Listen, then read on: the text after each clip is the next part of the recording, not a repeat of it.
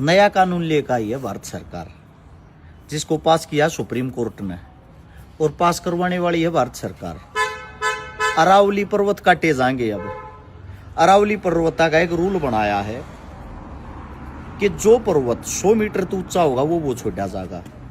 अब अरावली जो सर्कला है वह दिल्ली से लेकर गुजरात तक लगभग 800 किलोमीटर में फैली हुई है, जिसमें 12,000 लमसम 181 पर्वत हैं, जिनमें के 1048 पर्वत ऐसे हैं जिनकी ऊंचाई 100 मीटर तक ज्यादा है।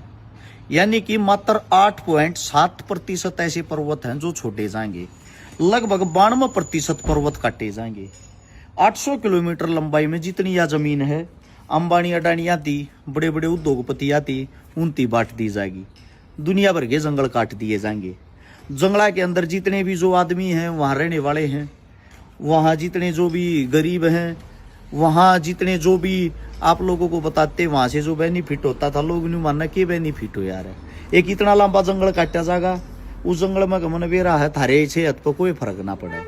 लेकिन आप लोगों को एक बात बता देता हूँ, जब अरावली पर्वत कट जाएगी, हुआ अरावली पर्वत 1999 से लेकर 2010 तक गुड़गांव में और फरीदाबाद में जब पानी की किल्लत हुई थी, 80% पानी की कमी इस अरावली सरखला ने पूरी करी थी।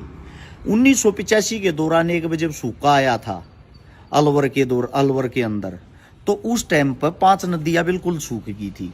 वहां के हजारों गांव भूखे प्यासे मर गए थे पानी के बिना। जब इसी अरावली सरखला पे डैम बनाए गए थे बड़े बड़े, और वो डैम बनाकर हजारों गांवों को पानी दिया गया था, हजारों गांव का जो सूखा वो मिटा दिया गया था। अब आप लोगों को एक बात बताता हूँ, अरावली पर्वत कल कटे आज, आप लोग तो एक गुलाम हो रहे हो। आवाज उठाना बस में रहा नहीं, आवाज उठाओगे कदे सरकार बुरा मान जा, सरकार बुरा मान जा, मुकदमा दर्ज ना हो जा, मुकदमा दर्ज ना हो जा, थारी जिंदगी खराब ना हो जा, पुलिस तुम न पकड़ ले जाएगी, न बाता तो डरते होगे। अब भी गुलाम हो। दिल्ली का जो IQ लेवल है, वहाँ की जो वायु है, वहाँ का जो वातावरण है, लोग घुट घुट के मरने लाग रहे हैं। यो अरावली पर्वत था जो दिल्ली ने बचा रहा था, यो अरावली पर्वत था जो हरियाणा ने बचा रहा था, यह अरावली पर्वत था जिसके कारण यहाँ के जो किसान हैं बारिश लेकर आया करते और बारिश होया करती। अब ये अरावली पर्वत कट जाएगा, पहाड़ रहे वहीं नहीं गे, पेड़ रहे वहीं नहीं गे। सोच के देखो, और बड़ी बड़ी कंपनियां आ जाएंगी, बड़ी बड़ी फर्म आ जाएंगी, बड़ी बड़ी फैक्ट्रियां लगेंगी, उनका धुआं थारे जीवन न बर्बाद कर देगा। जो बारिश आज हुआ है या भी खत्म हो जाएगी। जो किसान बारिश के भरोसे बैठे रहा करें, वह खेती भी खत्म हो जाएगी। पर थारे के फर्क पड़े, दुनिया कल मरो आज, तुम तो गुलाम हो। मारे जी ने बस यहाँ कमेंट मांगे गाली दे सको हो। फिर आ गया सरकार का दुश्मन, गालियां सुनने वाला। कोई मोहम्मद बोल दे है, कोई अरसुद्दीन बोल दे है, कोई मुसलमान बोल दे है, कोई जटमुल्ला बोल दे है। अगर हम तुम्हारे बच्चों के भविष्य की बात करते हैं, अगर हम देशभक्ति की बात करते हैं, देश प्रेम की बात करते हैं, एक बात याद रखना, गुलामी इसी को कहते हैं। ये नहीं कह सकते अब गुलाम कैसे हुए थे, गुलाम तो हो चुके हो।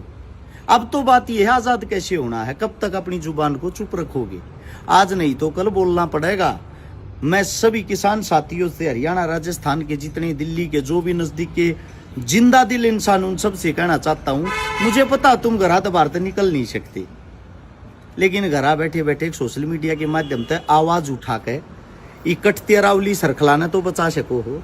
अगर या और कटगी ना, यहाँ का जो वातावरण है रहने लायक नहीं रहेगा। आप लोगों को बस इतना ही कहता हूँ। वैसे तो प्रधानमंत्री साहब भाषणों में कहते हैं, एक पेड़ माँ के नाम का, पेड़ लगाओ, वन बचाओ, जंगल बचाओ, स्वयं इनको काटते जा रहे हैं।